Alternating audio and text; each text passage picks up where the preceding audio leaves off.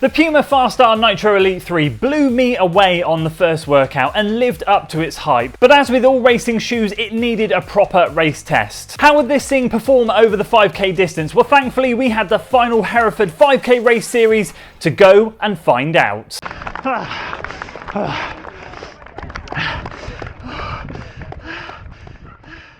I'm going to give you a very quick blow-by-blow as to how things are going to go down tonight because we're racing the last Hereford 5k race in the series. This is my third and final one and we have 35 minutes until race. I have not had my caffeine. It has been a nightmare. I have got my chip, I've got my bib on. I just need to get out there for a quick warm-up. So ever since I got the shoe, I took it out on a workout. It was phenomenal and I knew it was a shoe that I just wanted to save for race day.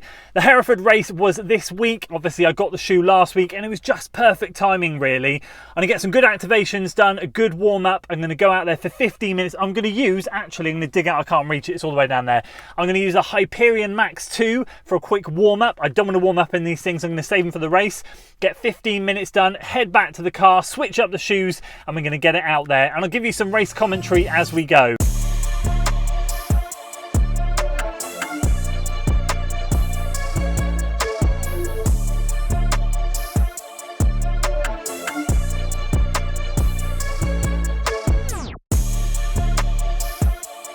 Alright, just getting the warm-up done. Not going to expect too much from myself tonight, really just going to lock in and see how the shoes feel. Double threshold on Monday, 22 miles banked. Legs are heavy tonight. It is also windy. So race 1 we had the wind in the second half of the loop. Race 2 was perfect. This one, race 3, we had the wind in reverse. It's on this first part here. So as we come out of the race course and down around this first section, it is right in our faces and it is wicked. So bear in mind, keep me chasing the cars tonight. I'll just lock in, see what I can do when it's windy. I don't know if you can probably hear it, but just running into this now, it is not nice at all.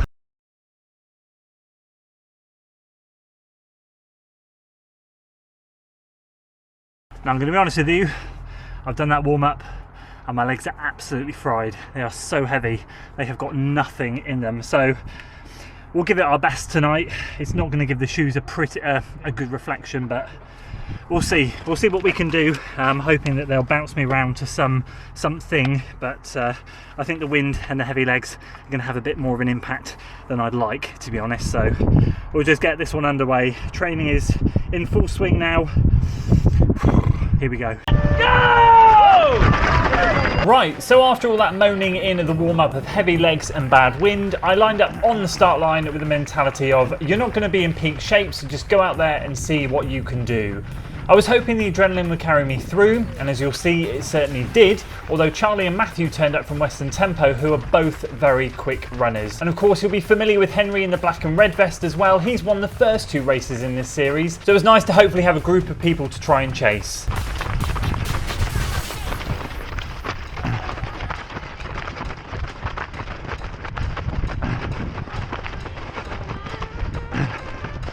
Ooh.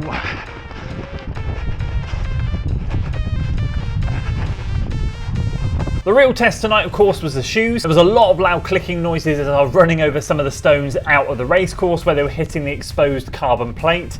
But once we were out on the road, it was smooth sailing. My goal, as always with this course, is to get up this small slope out of the race course, then turn into this state and get motoring. A quick glance at my watch showed 5:03 pace, and I was bouncing down the road like no other shoe I've experienced. The DVA Nitro Elite 3 itself is incredible, but these are on another level. So let's see if they carry me through tonight. And as you can see, that group of runners I mentioned in the first section have already put a big gap on us. So there was absolutely no response from me. The legs have found their limit already. And to be honest, my mind turned from negative to positive because although they were getting away, I didn't think I'd be able to tick along at this pace after the warm-up. So my goal now was to get the first mile done and lock in.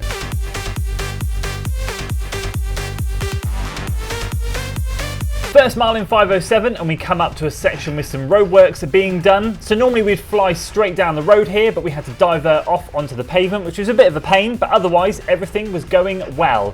I had someone right behind me at this stage, which massively helped keep me going. The shoes were feeling really good, and at this stage I was currently thinking it was £260 well spent.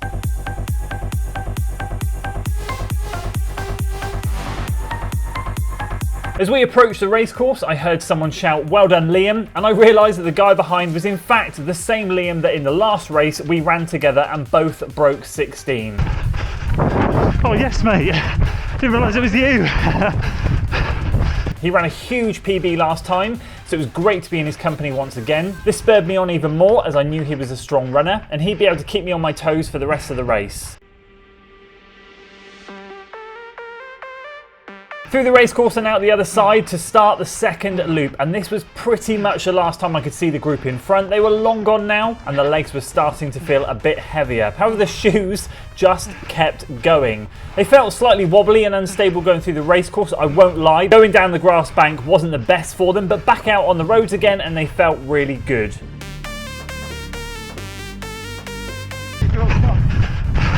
I was sitting behind. Straight on, next left. We split a solid mile 2, not as good as race 2, but better than race 1, so it was all about that final mile now. Liam took the lead and it was a welcome break as my concentration was beginning to slacken off a bit, so to have someone to chase was brilliant. We worked together for the next 400 to 600 metres or so.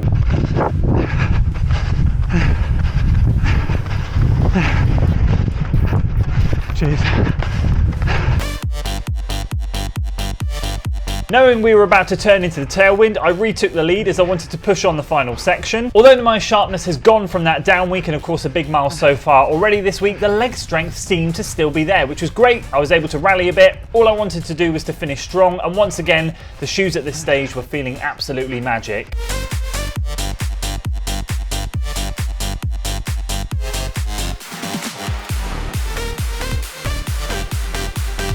Final push now. Liam is still right with me as we round the last couple of corners into the racecourse, and I knew that the finish was about to come into sight. At this stage it's all about winding up the kick and getting ready to empty the tank.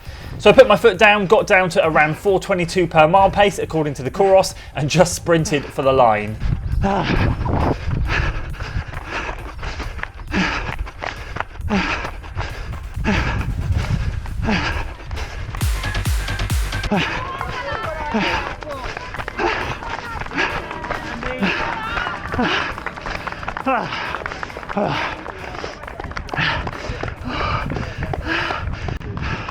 Quality, mate. Quality. Well done, boys. You were away. Well done, mate. Good job. So there we go, a PUMA FAST-R Nitro Elite 3 race test done, and they're still in one piece. Let me go through how I found the shoes out there, and then I'll just give you a very quick recap on the race itself. Have a little dink just there where one of those stones has just pushed up inside. You won't be able to see it on the camera, there's just a little bit of an indent there, but overall it's held up really well. I loved it, it was a great shoe.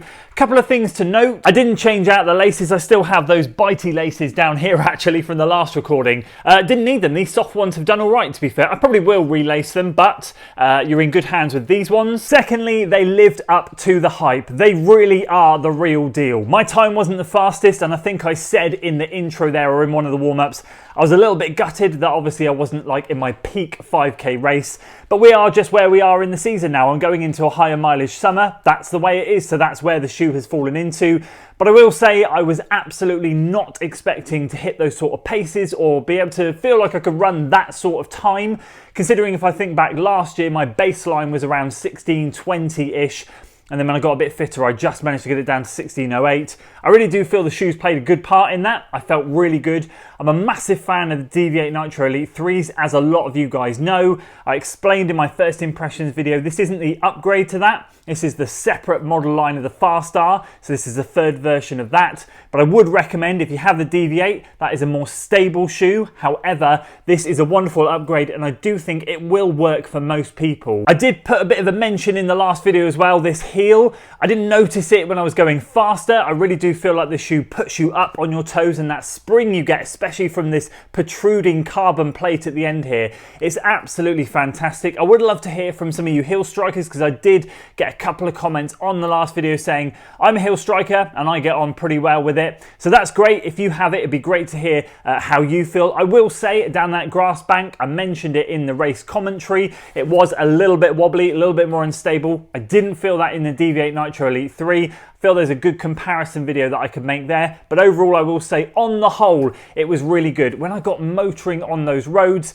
it was just fantastic, and although the legs weren't as responsive as I'd have liked them to have been, the foam in this shoe is next level. I stand by what I said in my first impressions video, this thing is the future. And as for the race itself, delighted to add a trophy to my little unit here. Very excited to get second overall in the series. You basically had to turn up for all 3 of the races and they ranked you on your times and stuff. So I ran overall 16:03 for the first race, 15:53 for the second one, and then officially last night 16:01. So very happy to come second. Great to share the podium with Liam and of course Henry, who was the overall winner, and a huge shout out to Henry as well. He went sub 15 on this race, absolutely incredible with that wind as well. Charlie and Matthew out front with him, they seemed to like pace him for the majority of it. Henry then negative split it, kicked around. I think the last mile he dropped was like a 4:42.